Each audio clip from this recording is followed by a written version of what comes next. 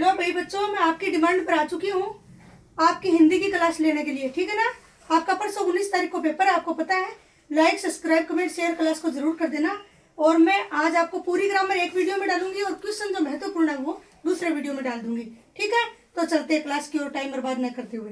चलो, सबसे पहला मैं आपको पदभेद पढ़ाने वाली हूँ। क्या? पदभेद। पदभेद अपने हिंदी में टॉपिक है। ठीक है ना। जैसे वाक्य के प्रकार कितने प्रकार के हैं, किसके आकार पर कितने हैं, पहले ये पढ़ाने वाली हूँ आपको।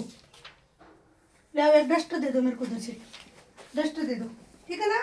तो देख लो, सबसे पहले अर्थ के आधार पर, किसके? अर्थ के आधार पर, अर्थ के आधार पर। दूसरा अपना रचना या व्युत्पत्ति के आधार पर, रचना या व्युत्पत्ति। लाउडेस्ट देना, ठीक है। व्युत्पत्ति के आधार पर। ठीक है ना। अब तीसरा अपना देखो, मैं आपको बता देती हूँ। तीसरा है अपना किसके? उत्पत्ति के आधार पर, उत्पत्ति के आधार पर। चौथा अपना देखो, बता देती हूँ आपको, ध्वनि के आधार पर। किस पे? ध्वनि के आधार पर। और पांचवा है अपना किस पे? रूप परिवर्तन के आधार पर, रूप परिवर्तन के आधार पर। अब आप ध्यान दो, अभी मैं थाने क्वेश्चन किसको करेगो मारवाड़ी में थोड़ा बोल लिया। सबसे पहले क्या होगा, की का आधार पर कितना है थरकने, ये अर्थ के आधार पर कितने हैं। तो अर्थ के आधार पर कितने हैं? 3 है, 2 है, 4 है। वो प्रश्न करेगा, एक तो पूछेगा आपको रिक्स्थान में। ठीक है।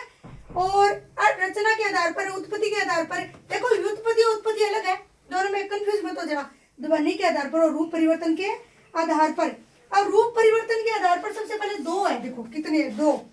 फिर अपने ध्वनि के आधार पर भी कितने हैं? 2 है। ठीक है ना। और मैं लिखा देती हूँ, रुको। ये विधा शक्ति वाला है, 12वीं वाला। 3 है इसके, कितने? 3। रचना या व्युत्पत्ति के आधार पर भी अपने कितने हैं? 3। और उत्पत्ति के आधार पर अपने हैं 4। अब इनका वर्णन मैं आपको करवा देती हूँ। देखो, खाने सीधी सीधी नाम दे दूंगा कैसे का कि कौन सा है। वो है वाचक, लक्षक और व्यंजक। तो है अपना अर्थ के आधार पर 3 आ गया। अब रचना या व्युत्पत्ति के आधार पर कितना है? 3 है अपना कौन सा? योगरूढ़, फिर आपनो है यौगिक, फिर आपनो है पहले रूढ़ है बेटा, 3 नंबर पे योगरूढ़ है। पहले क्या है? रूढ़, रूढ़ यौगिक और योग रूढ़। आगे बारे में भी बताऊंगी मैं, पहले ये दे दूंगा थाने। उत्पत्ति के आधार पर 4 है, ये है तत्सम, दूसरो है तद्भव, तीसरो है देशज और चौथो है विदेशी। 4 है। ठीक है। अब आप लोग ध्वनि के आधार पर, एक तो है वर्णात्मक, वर्णात्मक, एक है ध्वन्यात्मक। अब बहुत सौ किया पूछे जाओगे, थाने बता दूंगा। रूप परिवर्तन के आधार पर 2 है, कितने? विकारी और विकारी और अविकारी। आने देखो थे एक बार, जल्दी जल्दी देख लो। एक दो प्रकार है, पूछे गो कितना का आधार पर कौन सा प्रकार है, कितना प्रकार है, समझो। जल्दी से देखो, प्रकार देखो, फटाफट देखो। अब चालू क्लास में ये रखो याद। ठीक है ना। अब देखो, अर्थ का आधार पर क्या बेटा? 3 है, वाचक, लक्षक और व्यंजक। वाचक तो आपा खुदा बोल रहे, आपा मुख्य वाचक, तो वाचक पहले होगा। ठीक है। आपा ही बोल रहे हैं, आपा मुख्य है, वो वाचक है। और इन्हें अभिधा शब्द शक्ति भी बोल रहा है कि मैं 12वीं क्लास में मुख्यार्थ या वाच्यार्थ दोनों अर्थ प्रकट करे। अभिधा शब्द शक्ति है और आप लोग अर्थ का आधार पर इनको आप लोग वाचक के वाचक। दूसरो लक्ष्य के कोई ने लक्ष्य करके आपा बात कमा, कोई ने संकेत करके आपा बात कमा, वो है अपनो लक्ष्य। समझ गया? दिख रहे हैं क्या सारा? मैं देख लेती हूँ एक बार, सारे दिख रहे हैं क्या? सारे दिख रहे हैं? ठीक है, चलते हैं अब आगे। चलो अब देखो आप लोग व्यंजक ब्राइटनेस सही आ रही है क्या? सही है? कमजोर पड़ रही है? देखो कैमरे में चेक करो, सही है क्या? नहीं है तो एक बार अपन बीच में रोक लेंगे, इतना समझाने के बाद ब्राइटनेस बाद में फिर से देख लेंगे, चेक कर लेंगे। लक्ष्य के और व्यंजक। लक्ष्य के कोई ने लक्ष्य करके संकेत करके बात कर, ठीक है ना? इनमें लक्षण सब सकती हो बारी वाली। व्यंजक है व्यंग्य अर्थ प्रकट करे, क्या करे? व्यंग्य, कोई पर व्यंग्य प्रकट करे तो वो व्यंजक है। समझ गया? प्रश्न पूछेगो अर्थ के आधार पर वाक्य के भेद बताइए, तो 3 है। कौन सा? वाचक, लक्ष्य और व्यंजक। फिर थर्ड सा प्रश्न क्या करोगे? रचना व्युत्पत्ति के आधार पर बताइए कितने। एक नाम व्युत्पत्ति भी देश का रचना नहीं देके, तो रूढ़, यौगिक रूढ़, योग रूढ़, यौगिक और योग रूढ़। रूढ़ या कवे कि भाई जी मन ने किसी की भी जरूरत नहीं, यानी मुझे किसी की भी आवश्यकता नहीं है और मैं खुद मूल प्रवृत्ति को हूँ, मैं खुद अपने आप में मूल हूँ, वो क्या कहे? रूढ़ शब्द। रूढ़ व्यक्ति हो भी जानो थे कब वो कहे मैं ही हूँ जो भी हूँ, वो खुद ही मूल प्रवृत्ति को है, मौलिक हो है, तो वो रूढ़ हो है। यौगिक क्या है? साइंस में पढ़े होगे यौगिक तत्व और ये चीजें पढ़ी ना, तो वो यौगिक है 2 या 2 से अधिक शब्दों से मिलकर बना शब्द क्या है? यौगिक। अब आपने योग रूढ़ क्या बोल गया? योग रूढ़। योग रूढ़ कब है कि मेरे में ये दोनों तो रहेंगे ही रहेंगे, इनका मिश्रण तो है, लेकिन साथ में साधारण अर्थ भी प्रकटे करूं मैं, साधारण अर्थ भी प्रकटे करूं मैं, वो योग रूढ़ है। रूढ़ सबसे पहले कहता है कि मैं मूल प्रवृत्ति को हूं और मन की आवश्यकता को। समझ गया? वो कहे कि मैंने 2 या 2 से अधिक तत्वों की आवश्यकता, शब्दों की आवश्यकता पड़े। वो कहे कि बना 2 की तो थोड़ी बहुत पड़े है, लेकिन मैं साधारण अर्थ भी प्रकट करूं। समझ गया कि बात ने? समझ गया? आगे चलो। उत्पत्ति के आधार पर कितने? 4। तत्सम तद्भव। तत्सम वो है जगह का शब्द संस्कृत में निकले, जी हस्त है तो तद्भव में जाता है, वो हिंदी में शब्द निकलेगा, उत्पन्न होगा। संस्कृत से जो हिंदी में आए है ना, उत्पन्न हुए, तद्भव है। तद प्लस भाव से बनाइए, ये तत् प्लस सम से बना है, ठीक है?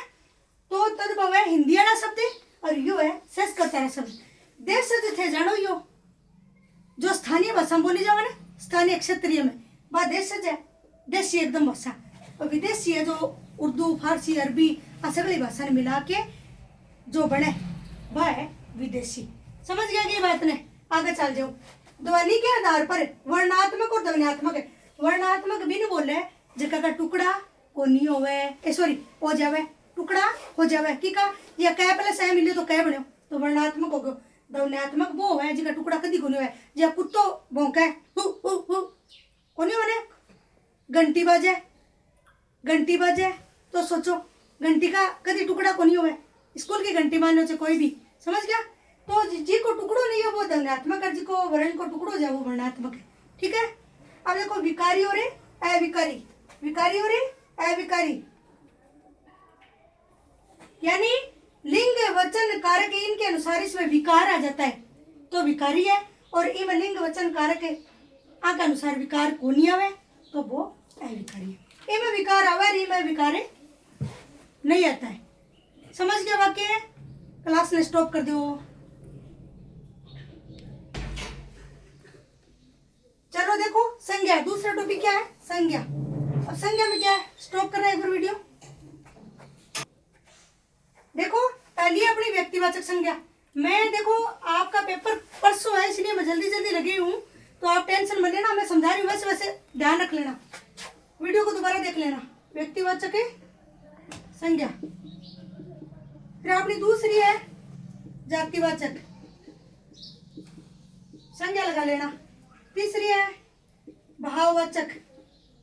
चौथी है अपनी समूहवाचक, और 5वीं द्रव्य या द्रववाचक। ठीक है ना? चलो पांचों। अब ध्यान में बता दूं, जल्दी सी परिभाषा बता दूंगा कि किसी व्यक्ति, वस्तु, प्राणी, स्थान, भाव, व्यापार, गुण, फल आदि के नाम को तो कहते हैं क्या? संज्ञा कहते हैं। अब देखो संज्ञा के भेद कितने बेटा, वैसे अपने को 3 ही देने हैं, 2 अंग्रेजी वर्णमाला के अनुसार बताए गए हैं, लेकिन आपने 3 ही देना है संज्ञा का भेद पूछे तो। अरे 2 है का अंग्रेजी वर्णमाला के अनुसार है, लेकिन अंक को भी वर्णन पूछो जाहिर है, इसलिए मैं थाने सारा बताऊंगी ताकि आपको पेपर में छूट नहीं जाए। देखो व्यक्तिवाचक क्या कहता है कि मैं एक विशेष व्यक्ति होगो, विशेष स्थान होगो, सिंगल विशेष व्यक्ति या स्थान, तो बिन के कब है व्यक्तिवाचक। जी हाँ, मान लिया एग्जाम्पल मैं दूंगी आपको बताने के बाद। जातिवाचक है, जातिवाचक विशेष जाति है सामान्य जाति दोनों है, गलती मत कर देना कई बार सामान्य जाति आ जाए, सामान्य जाति ने के कब है तो जातिवाचक ही है, या विशेष जाति एक ही बात है, विशेष से जाति दोनों एक ही बात है। जो बाहर बैठी है ना वो चुप रहो भाई,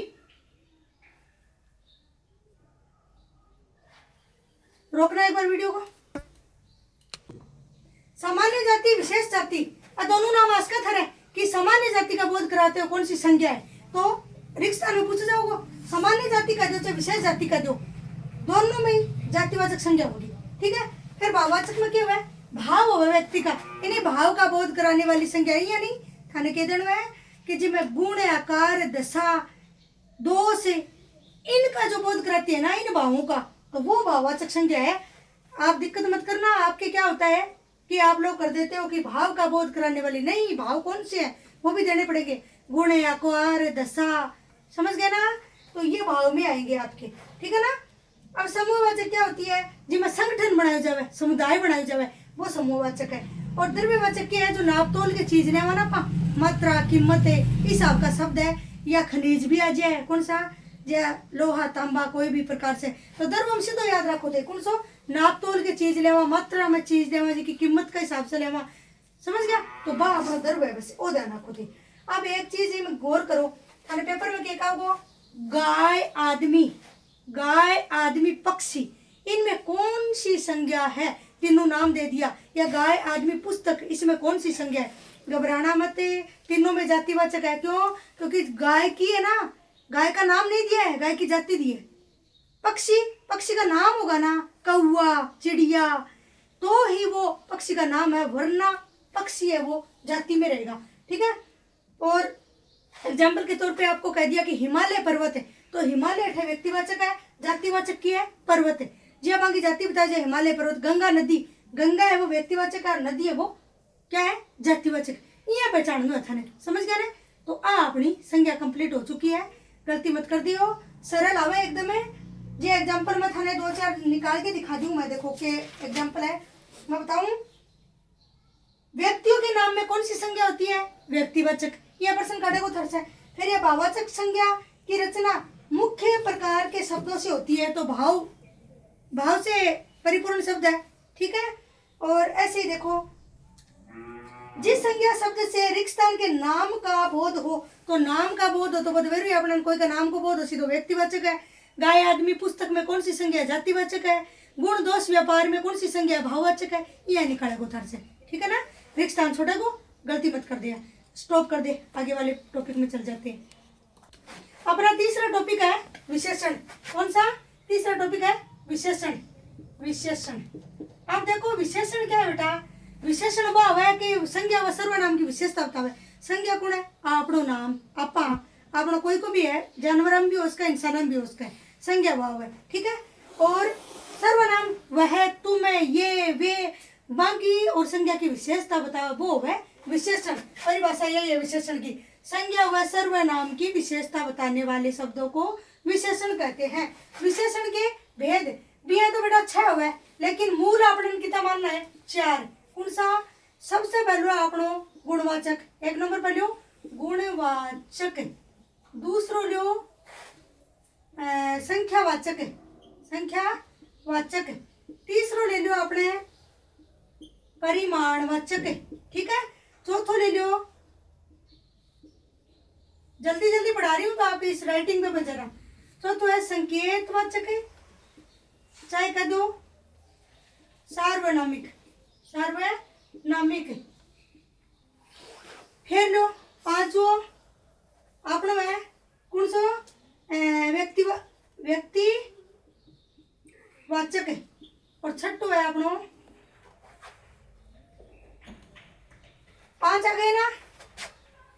छठू है भिन्नतावाचक। भिन्नतावाचक। अब थे ध्यान हो रखा कौन सा आगे दो की वैल्यू ज्यादा कोनी है कंपटीशन में, थारी या चार की वैल्यू है। अब सबसे पहले तो विशेषण की अवस्था पूछा हो कि विशेषण की कितनी अवस्थाएं होती है, तो विशेषण की 3 अवस्था है, मूलावस्था, उत्तरावस्था, उत्तमावस्था। मूल ने कहे सामान्य बात, सामान्य बात जी में होगी वो मूलावस्था है, कोई भी साधारण बात होगी सामान्य मूलावस्था है। मूल, मूल यानी खुद, ठीक है, सामान्य।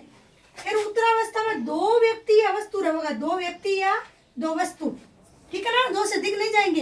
क्यों? क्योंकि 2 या 2 से अधिक जाते तो बहुवचन हो गया, बहुवचन हो गया तो ओ आ गया अपने 2 या 3 4 5 जो भी आएगी तो इसमें आएगी 2 या 2 से अधिक वस्तु या व्यक्ति, ठीक है ना। अब इतने समझ गए, एक वचन, द्विवचन, बहुवचन आने सी बात है, ध्यान रखा। मूलावस्था एक वचन, उत्तरावस्था द्विवचन और यो है बहुवचन, समझ गए। अब हम आओ साइड वन, गुणवाचक के कवे व्यक्ति का गुण बतावे। कौन सा गुण? जो विशेषण शब्द संज्ञा व सर्वनाम के गुणों का बोध कराते हैं वो गुणवाचक विशेषण है। गुणों का बोध, गुण कौन सा? बढ़िया भी हो खराब भी हो, ये दुष्टता, बुराई, बेईमानी, सुंदरता, रंग माजे हो, मान लो आकार माजे हो, तो सारा प्रकार का गुण है ना, मैं बुरा और अच्छा दोनों गुणवाचक में होगा। जो एग्जाम्पल के तौर पर गाय नीले रंग की है तो गुणवाचक होगा ना, क्यों आयो? क्योंकि गाय को दर्शाया गया नीले रंग में, नीला रंग क्या है? गुण है, ठीक है। फिर संख्यावाचक में, संख्या में बेटा 2 होगा, कौन सा? एक तो होगा निश्चित, एक तो निश्चित संख्यावाचक है और एक होगा अनिश्चित। अनिश्चित क्या समझ गया थे मेरी बात है? अनिश्चित भी नहीं, संख्या निश्चित को नहीं होगा। और निश्चित में क्या होगी? जिसमें संज्ञा व सर्वनाम के गुणों का बोध, सॉरी संख्या का बोध कराते हैं वो संख्यावाचक विशेषण है। सबसे पहले तो ये ध्यान रखो, संख्यावाचक विशेषण के प्रकार कितने होते हैं? 2। कौन से? निश्चित और अनिश्चित। अब निश्चित में क्या कहा? 5 छात्र है, कितने? 5, तो 5 छात्र तो निश्चित हो गया ना, 5 ही है।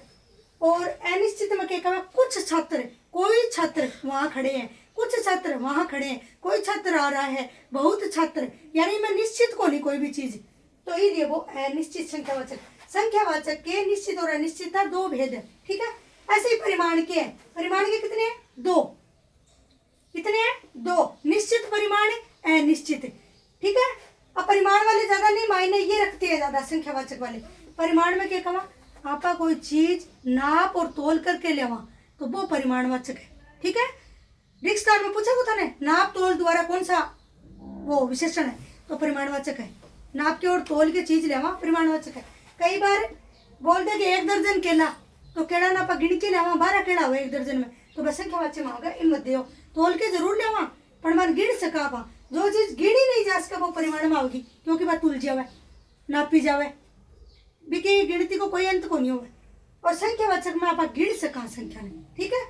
संकेतवाचक जैसे ये पुत्र मेरा है, ये घर मेरा है, ये विद्यालय मेरा है, सारो जो भी है ना वो अपना होगा संकेतवाचक या सार है नामिक के अंदर। व्यक्तिवाचक में जी जयपुरी रिजाई, बीकानेरी भुजिया, व्यक्ति से बनेड़ी चीज है व्यक्तिवाचक में। भिन्नतावाचक में सारी चीजें भिन्न भिन्न दर्शाई जावे। मैं था नॉर्मली के लिए बताया हूँ, आगे आवश्यकता को नहीं, अच्छा पर ध्यान दो। चलो अपना विशेषण भी कंप्लीट हो चुके हैं, क्लास को स्टॉप कर दे। हाँ चलते हैं अब आगे। अब आप पढ़ाना के उपसर्ग। उपसर्ग उपसर्ग देखो, एक तो थाने प्रश्न यह बना है कि संस्कृत में उपसर्गों की संख्या क्या होती है, तो संस्कृत में बेटा उपसर्ग हुआ अपना 22। एक तो जो प्रश्न बहुत बड़ा है, रहना तो हर बार पूछा जाए। और वैसे पूछेगा ना कि उपसर्ग की संख्या कितनी हो है, उपसर्ग कितने प्रकार के होते हैं, तो वह अपना प्रकार हो उपसर्ग को 3। ध्यान रखा कितना प्रकार हुआ? 3। संस्कृत और क्षतिज यार हो जाए, वरना 3 ही प्रकार है अपना मेन तो उपसर्ग का, ध्यान रखा। अब उपसर्ग बोले कि नहीं, जो देखो उपसर्ग यानी लाइन आरी का पहली लाग गया, वे शब्दांश जो शब्दों के पहले जुड़ते हैं और उसके अर्थ में परिवर्तन कर देते हैं तो उपसर्ग है। पूर्व में पहले जुड़ते हैं, ठीक है ना। जैसे अंत में जुड़ेंगे तो वो पढ़ते हो जाएंगे। वे शब्दांश जो शब्दों के अंत में जुड़ते हैं वो पढ़ते। अब देखो मैं थान बात बता दूं, ज्यादा एक तो यह पूछा जाए, क्या पूछा जाए? डस्ट का बे, चलो एक तो थाने वो पूछा जाए ज्यादा, थाने प्रति दे दियो और इस उपसर्ग बनाना है थाने और शब्द दे दियो तो थे कंफ्यूज हो जाओ। याद रखो अधि और परिति से ने एक तो अधिकार बनस्क है और एक बनस्क है अध्यक्ष। आदो ध दिखन है कंफ्यूज मत हो या बैठा अधि करनो है क्या करनो है अधि। प्रति भाई बात है एक तो प्रत्यक्ष दिख जावे प्रत्यक्ष या एक है प्रतिकार दिख जावे। तो बात भाई है कि प्रति अठवी आ गई और प्रति अठवी निकल रहे अठे निकले तो ये संधि बन गई क्योंकि यह का सग है। ठीक है ध्यान रखिया इस प्रकार का दोनों टाइप का देड़ा हुआ है अध है यह का सग है तो भी वो प्रति ही है अधि है। याद रखे गलती मत करे अब बहुत बच्चा गलती करे ध्यान रखो। एक थने निर्जल दे दियो निर्जल और थने यह कह दियो कि मुकुट से उपसर्ग है एक थने इया दियो और एक थने इया दियो हमेशा ध्यान रखियो ओ सही करना है जो नीचा लन तब वही सही करना है नहीं कौन करना है। अब थाने ये दे दियो कि दुष्कर्म और थाने ये दे दियो दुस दुस तीनों ये दे दिया मान लो। ठीक है तो थाना हमेशा ध्यान रखो ओ से आ जा या ओ से आ जा या थरो ओ से आ जा तीनों से का छागा हमेशा ओ उपसर्ग लिखा है तीनों से होगा जी उपसर्ग कोई तो ही खेला बस इतो ही है ओ ध्यान रखो नीर अलंतारा लगेगा गलती मत कर दिया। ठीक है चार उपसर्ग क्लियर है थारा और ज्यादा कोई चीज आवा को नहीं। चार प्रकार का उपसर्ग बना नीर निस निस में भी यही होगा ये था निश्चल दे दियो भाई बात है तीनों सह का मायने ओ ही सह होगा बस वो गलती मत कर दिया वो आ गया अपना उपसर्ग को तोड़े। ठीक है चलो प्रत्यय में चला संस्कृत में 22 अरबिया प्रकार 3 उपसर्ग का। चलो समझ गया ने आगे बढ़ जाओ क्लास को रोक दे। प्रत्यय क्या कर रहा है ये शब्दांश के अंत में जुड़ते हैं अंत में या पीछे अंत में या पीछे जुड़ते हैं प्रत्यय। जैसे हरैया कह दियो आ हट से शब्द बनाओ तो थे क्या होगा चिकना हट डेढ़ो मिलेगा था पेपर में तो आ निकल दो नहीं का पीछे पिछारो मात्रा से पिछारो निकाल दो। ठीक है ना वो आपनो है ये यहाँ का दे लिखावट में कौन सा पढ़ते हैं लिखावट तो ये कमाए ना आपनो आवट पिछारो काट दो प्रथम पिछारो निकालना पड़े उपसर्ग में आगे देखना पड़े और उसे आगे देखो पैसे पीछे देखो प्रत्यय में पीछे निकालना समझ गया। अब थाने यह कह दियो कि लिखाई है लिखाई में कौन सा है आई प्रत्यय समझ गया पिछारो काट दो रंगाई छपाई लिखाई।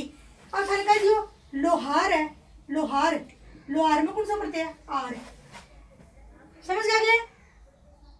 सुनारी में कौन सा प्रत्यय है आरी प्रत्यय कौन बताने की जरूरत है। चलो आगे बढ़ जाओ पिछारी मात्रा से निकाल दो।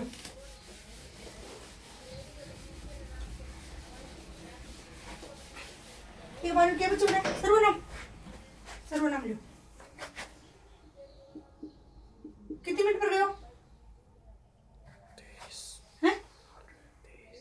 23 पर गई मैंने 7 मिनट इन दे देगा 30 चालू है रोकना है तो इसको। चलो सर्वनाम टॉपिक आ गया आपके सामने। अब देखो क्या आ रहा है बेटा ध्यान रखना पुरुषवाचक सर्वनाम में क्या हुआ है पुरुषवाचक में दो व्यक्ति बात कर रहे हैं किसी अन्य के बारे में तीसरे के बारे में वो पुरुषवाचक है। पुरुष से आदमी का नहीं है यह वर्णन किसी के बारे में बात की जा रही है दो व्यक्ति बात कर रहे हैं किसी तीसरे के बारे में तो वो पुरुषवाचक है। चुगली और सुखेल है भाई समझ जाओ दो आदमी बात कर रहे हैं तीसरे के बारे में पुरुषवाचक है। अब पुरुषवाचक में कितना है 3 प्रकार है पुरुषवाचक का कौन सा उत्तम प्रकार मध्यम प्रकार और अन्य प्रकार। ठीक है ना। अब उत्तम के कम बोलनारो आदमी है उत्तम तो यानी सौ बड़ो सी वो ठंडो सी वो बोल सी तो उत्तम तो बोलनारो है मध्यम सुननारो है और अन्य तीसरो जी के बारे में बात की जा रही है तो वह तीनों मिलके एक ही परिभाषा बन गया। बोलने वाला सुनने वाला और जिसके बारे में बात की जा रही है वो तीनों मिलकर इसकी परिभाषा बन चुके हैं। और आपसे पूछा जाए बोलने वाले के बारे में तो उत्तम देना है सुनने वाले के बारे में मध्यम देना है अन्य जिसके बारे में बात कही जा रही है अन्य पुरुष तीसरा है। ठीक है अब आगे बढ़ जाओ। ये क्या है संज्ञा के स्थान पर प्रयुक्त होने वाले शब्दों को सर्वनाम कहते हैं। संज्ञा के स्थान पर प्रयुक्त होने वाले शब्दों को सर्वनाम कहते हैं। यानी संज्ञा के स्थान पर काम आना रहा शब्द है वह सर्वनाम है। पुरुषवाचक बोल दिया मैंने आपको, दो व्यक्ति बात कर रहे हैं तीसरे के बारे में। पर्सनवाचक है, पर्सन का बोध हो, जिसमें पर्सन का बोध हो। निश्चयवाचक है, वही है कौन सा विशेषण आरोप, निश्चित अनिश्चित, जिसमें निश्चित संख्या हो वो निश्चयवाचक है। निश्चित चीज कितनी वस्तु है, 10 वस्तु है तो वह 10 निश्चित होनी चाहिए, नाम 10 होना चाहिए। अनिश्चय में कोई मेरे कौन पटा है क्यों, कोई कुछ थोड़ा यही हिसाब का अनिश्चयवाचक। अब एक चीज ध्यान रखना, पर्सनवाचक में कहाँ कैसे कौन ऐसे पूछा जाता है, ठीक है ना, पर्सन ऐसे बनता है। निश्चय निश्चित है, अनिश्चय जिसमें अनिश्चितता का बोध हुआ है निश्चयवाचक। निजवाचक, निज यानी खुद, स्वयं। निज कौन है, स्वयं है। स्वयं कौन है, खुद। खुद व्यक्ति खुद होता है। बोलते हो ना आप लोग, मैं अपना काम खुद कर लूंगा, मैं ये मेरा बैग स्वयं रख दूंगा, खुद रख दूंगा, बोलते हो आप, तो वो निजवाचक है। संबंधवाचक है, ये वो संबंध नहीं है माता पिता बहन भाई वाला नहीं, और वो टिट फॉर टैट है, जैसा तैसा, जैसी तैसी, वैसा जैसा वैसा, जिसकी उसकी, जो सो, ऐसे शब्द आएंगे इसमें। जिसकी लाठी उसकी भैंस, जो करेगा सो भरेगा, समझ गए क्या। जैसी करनी वैसी भरनी, ऐसे शब्द आएंगे। जैसी आएगी तो वैसी आएगी आपके सामने, वो आप संबंध वाचक है, जो संबंध का बोध कराते हैं संबंधवाचक। पर्सन क्या बना को, जो सर्वनाम संबंध का बोध कराते हैं वो कौन सा, संबंधवाचक। इसके भेद पूछे जाएंगे, या निश्चित संख्या होने का या निश्चित वस्तु होने का बोध कराते हैं, निश्चयवाचक ऐसे पर्सन बन जाएंगे आपकी, ठीक है, रिक्त स्थान छोड़ करके। चलो इस क्लास को आगे बढ़ाते हैं, दूसरी क्लास रोक दो, स्टॉप कर दो। चलो आगे वाले टॉपिक में चलते हैं। सबसे पहले क्रिया के वाच्य कितने होते हैं, 3। कौन सा, एक तो होता है कर्ता, दूसरा होता है कर्म, और तीसरा होता है भाव। 3 वाच्य क्रिया का वाच्य पूछा तो 3 होगा, ध्यान रखा। क्रिया का वाच्य कितना है, 3। अब क्रिया का भेद देख लो, पहले क्रिया की डेफिनेशन परिभाषा देख लो, क्या हुआ, किसी कार्य का करना या होना क्रिया है, ठीक है ना। शब्द के जिस रूप से किसी कार्य का करना या होना पाया जाता है तो वो क्या है, क्रिया। क्रिया किन्हें बोला है, जो अपन डेली कराने काम है, रोना धोना मारना पीटना सोना उठना बैठना झेलना तोड़ना पेलना, ऐसे के लिए हमने क्रिया है, ठीक है। ये सब क्या है, अपनी क्रिया है। तो पेलना नाम आया तो कोई बच्चा हंसा क्योंकि उसको एक दिन पेल गए थे कोई, तो समझते हो आप। चलो क्रिया, क्रिया की कितने, कर्म के आधार पर हुआ 2 भेद। कर्म के आधार पर कितना है, 2। एक तो वह अकर्मक क्रिया, एक वह सहकर्मक क्रिया। अकर्मक क्रिया कहती है कि मेरा कुछ पता नहीं रहता है, मतलब है मेरा सीधा प्रभाव है वो कर्ता पे पड़ता है, तो वो अकर्मक है। जैसे राम पढ़ता है तो पढ़ना को प्रभाव सीधे राम पर है, कर्म कोई ने पता नहीं है इसमें क्या हो रहा है, जिसमें पता नहीं होता है वो अकर्मक है, और जिसमें पता होता है कि व्यक्ति क्या कर रहा है वो सहकर्मक है। जैसे राम पढ़ता है, क्रिया का सीधा प्रभाव किस पे पड़ा, कर्ता पे। राम पुस्तक पढ़ता है तो क्रिया का सीधा प्रभाव किस पे पड़ा, पुस्तक पे। तो पुस्तक पे पड़ा तो सहकर्मक है, यानी कर्म साथ में होता है, और इसमें कर्म साथ में नहीं होता है। आगे बढ़ते हैं, क्रिया के अन्य भेद। संयुक्त क्रिया, संयुक्त कौन सी है, 2 या 2 से अधिक क्रियाओं से मिलकर बनी है वो संयुक्त क्रिया। जैसे भारत ने लड़ाई लड़ी, भारत ने लड़ाई लड़ी, या उसने खाना खाया फिर सो गया, खाना खाना सोना, ये सारी क्रियाएं काफी सारी हो गई। तो इस प्रकार से 2 या 2 से अधिक जो क्रियाओं के मेल से बनता है वो संयुक्त क्रिया है। संयुक्त, संयुक्त यानी सागे मिल जाए, 2 या 2 से अधिक हो जाए। दूसरी नाम धातु, यानी संज्ञा सर्वनाम विशेषण है, आका सागे नाम का सागे धातु या प्रत्यय लगाकर बनाई जाएगा नाम धातु है। जैसे शर्म से शर्माना, गरम से गरमाना, ठीक है ना। और अब बना लो जैसे लात से लतियाना, यानी प्रत्यय लाग जाएंगे पीछे, ध्यान रखा। ये जो संज्ञा सर्वनाम विशेषण है ना धातु, ये सब आने के बाद एक प्रत्यय बच गए, जो प्रत्यय और लग जाएंगे तो ये नाम धातु क्रिया क्रिया बन जाएगी। प्रेरणार्थक, प्रेरणार्थक भी ने बोला कि कर्ता स्वयं, यानी मैं खुद काम नहीं कर करके मेरा काम किसी दूसरे को करने के लिए कहती हूँ, वो अपना है क्या, प्रेरणार्थक। क्या है, प्रेरणा, यानी पोस्ट मास्टर है वो अपना कागज स्वयं नहीं ले जाकर दूसरे को कहता है ले जाने के लिए, तो प्रेरणार्थक है, समझ गया। या डॉक्टर है वो अपना पत्र है वो किसी दूसरे से पढ़ाता है, खुद नहीं पढ़ता, वो प्रेरणार्थक है। पूर्वकालिक, पूर्वकालिक वो होती है जो एक क्रिया तो समाप्त हो जाए और दूसरी स्टार्ट हो जाए। एक क्रिया के समाप्त हो जाने पर दूसरी क्रिया प्रारंभ होती है, वो अपनी है पूर्वकालिक। पूर्व यानी पहले की क्रिया तो समाप्त हो गई है और दूसरी स्टार्ट हो गई है, वह पूर्वकालिक है। तात्कालिक एक ही बात है, दोनों में कोई सो भी नाम दे के थाने पूछ सका है कि एक क्रिया के समाप्त हो जाने पर दूसरी क्रिया शुरू हो रही है, या पहले वाली का वर्णन नहीं दिया और कह दिया दूसरी क्रिया शुरू हो रही है, उसमें कौन सी है, तो दूसरी को शुरू होने को मतलब ही पूर्वकालिक है, यानी पूर्व खत्म हो चुकी है, दूसरी स्टार्ट हो चुकी। आज्ञा, आज्ञा आप जानो, निवेदन, आज्ञा, अर्थ, निमंत्रण, ये सारे आज्ञार्थक में आएंगे। क्यों? क्योंकि हम आज्ञा देते हैं ना, चुप रहो, ये करो, वो करो, वो आज्ञार्थक क्रिया है ना। निवेदन, निमंत्रण जो भी देते हैं आज्ञार्थक क्रिया है। समझ गए होंगे यहाँ पे? वीडियो और देख लेना, स्टॉप कर दे वीडियो को। तो चलो आगे हम समास की क्लास लेके आगे गए। कौन सी? समास की। और समास में देखो, समास की पहली परिभाषा देखोगा, डेफिनेशन क्या हुआ है कि दो या दो से अधिक शब्दों या पदों के मेल को समास कहते हैं। अगर वर्णों के मेल को आ जाए तो संधि आएगी, शब्दों या पदों आ जाए ना तो समास होगा, ध्यान रखना। शब्दों या पदों के मेल को समास कहते हैं।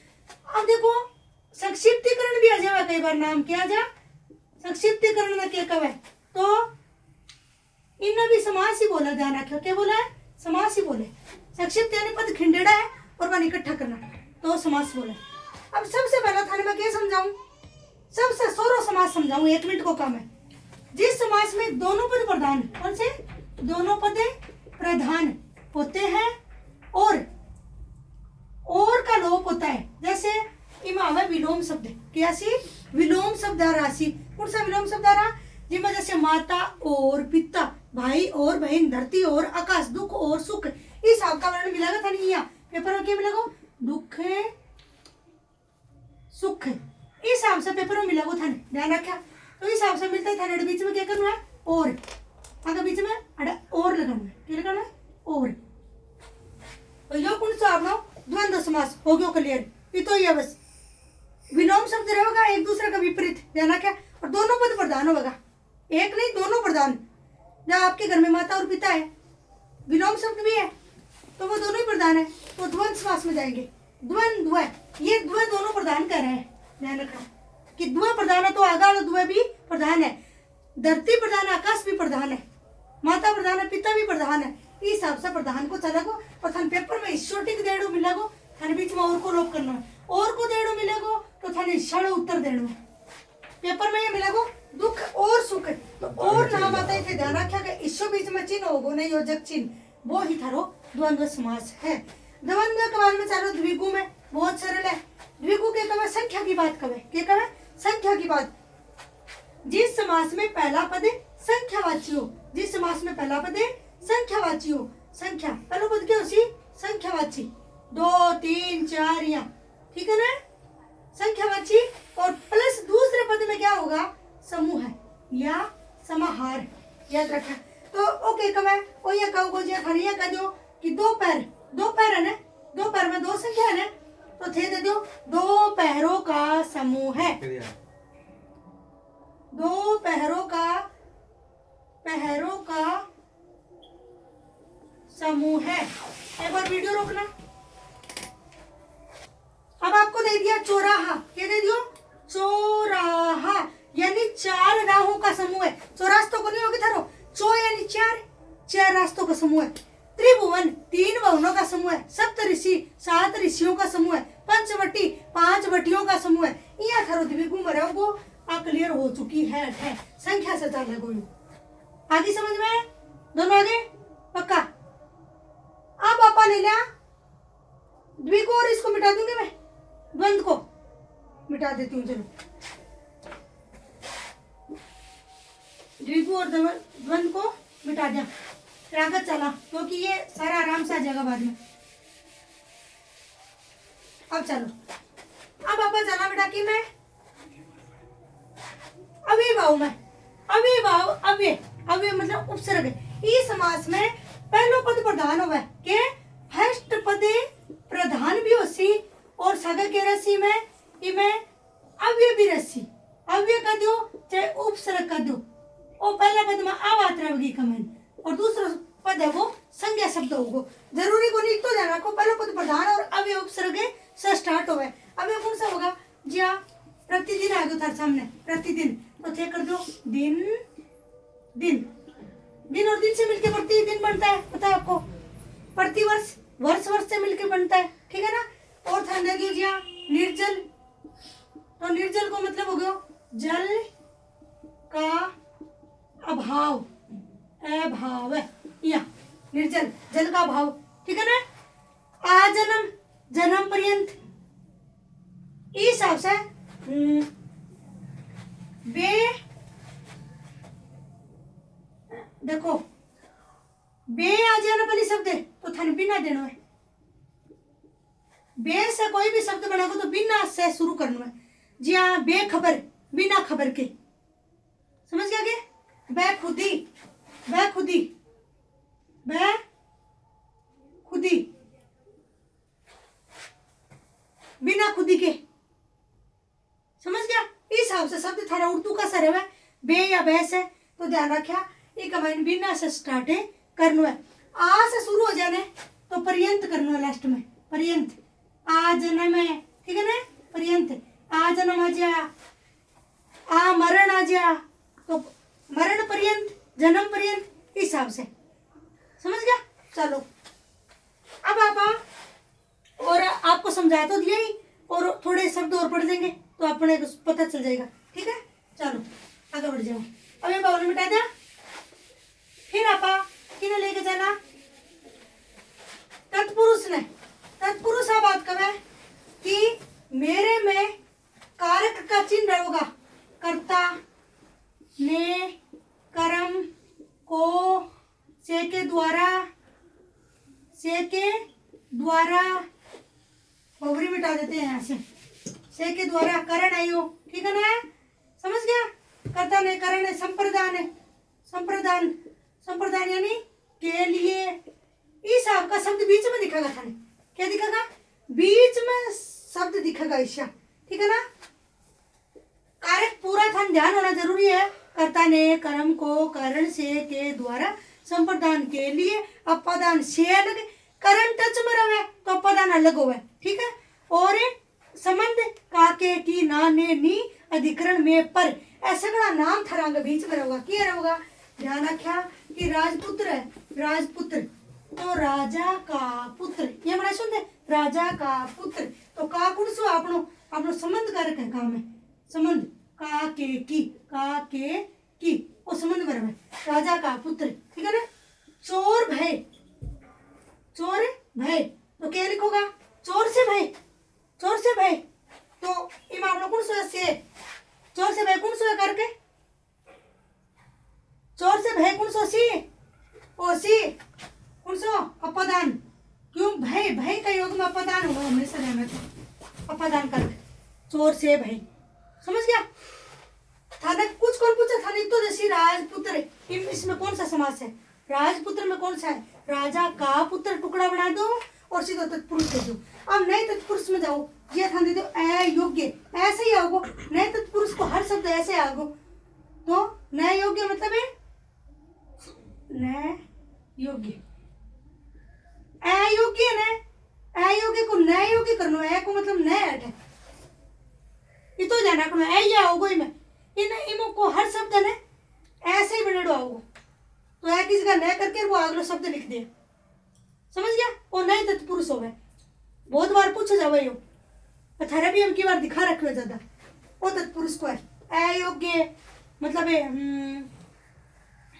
अप्रीत इस आपका कोई शब्द नए प्रीत है प्रीत मतलब कोई प्रीत नहीं लगावे तो नए प्रीत आ जावे इस हिसाब से ध्यान रखा नए तत्पुरुष में नए करना है नए नाम से मेरे पढ़े था और शब्द में दिखा को आगे चलो कर्मधारी घणो ही सरल है कर्मधारी और आपनो कौन सो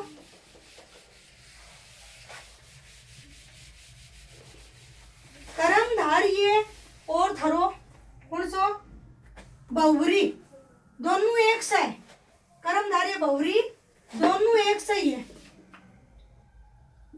कर्मधारी और बहुव्रीहि कर्मधारय कहा कि जिस आदमी को कर्म विषय की विशेषता, विशेषण और विशेष्य बताता है, उपमेय और उपमान बताता है। विशेषण विशेष्य, जैसे गाय नीले रंग की है तो विशेषण बता दी उन्हें, विशेषता बता दी। और बाई चीज उपमेय उपमान में कहूँगा तो जो व्यक्ति, दो व्यक्ति ने खड़ा कर रखे आप, दो व्यक्ति ने क्या तुलना करी जाओ दोनों के बीच में, वही का जिसो हो कि जी तो मोटू है, जी को पतलो है, गोरू है, तुलना करा उपमेय उपमान में जाओगे। अच्छा ये कहेगा वो एक ही व्यक्ति खड़ी हुआ है और वो मोटा रंग को है, काले रंग को है, गोरू है, मोटू है, चौड़ो है, पतलो है, जो भी, तो वो आपनों क्या जिसी विशेषण विशेषण जिसी, समझ गए आगे। उपमेय उपमान में दो खड़े करके आप तुलना कर रहे हैं। जी गुरु शिष्य है, उपमेय उपमान को है गुरु शिष्य, तो क्या कर रहे हैं, गुरु का जिसो शिष्य है, गुरु जैसा शिष्य, तो गुरु जैसा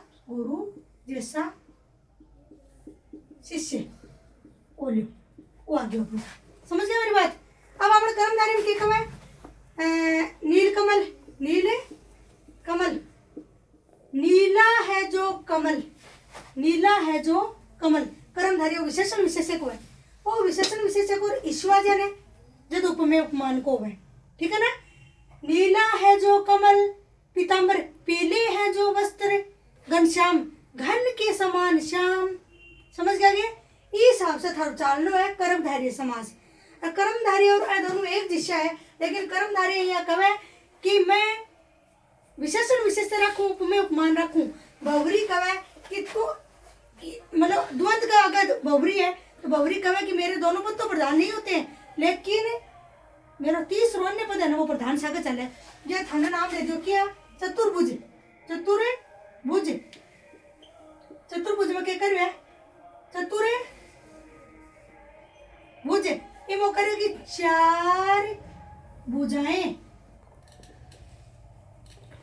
हैं जिनकी की क्या, चार भुजाएं जिनकी, ब्रह्मा जी की, पीताम्बर, पीले हैं वस्त्र जिनके, कृष्ण जी सगा होगा नाम, अपने ब्रह्मा जी नाम सगा हो थरे, नाम सगा देनो ही पड़ेगो थने जदियो का बवरी आओगे, ठीक है। और बताऊं, चंद्रशेखर, चांद है सिर पर जिनके, शिव जी, नीलकंठ, नीला है कंठ जिनका, शिव जी, त्रिनेत्र, 3 है नेत्र जिनके, शिव जी, लंबोदर, लंबा है पेट जिनका, उदर जिनका, गणेश जी, गजानन, गज के समान आनन है जिनका, गणेश जी, समझ गए आगे चलो। फिर भी कबाल में विशेष नारी हो ना जो बहुत ज्यादा सुंदर दर्शाई जावे, विशेष पुरुष हो बहुत ज्यादा सुंदर हो, या एकदम सख्त पुरुष हो, कठोर वज्र का समान, भाई इसी एकदम विशेष तारी बात है ना, वह सारी बहुरी मांगी, याद रखना एकदम विशेष चीज बहुरी में दर्शाई जाओगी। रोक दे, स्टॉप कर दे वीडियो को।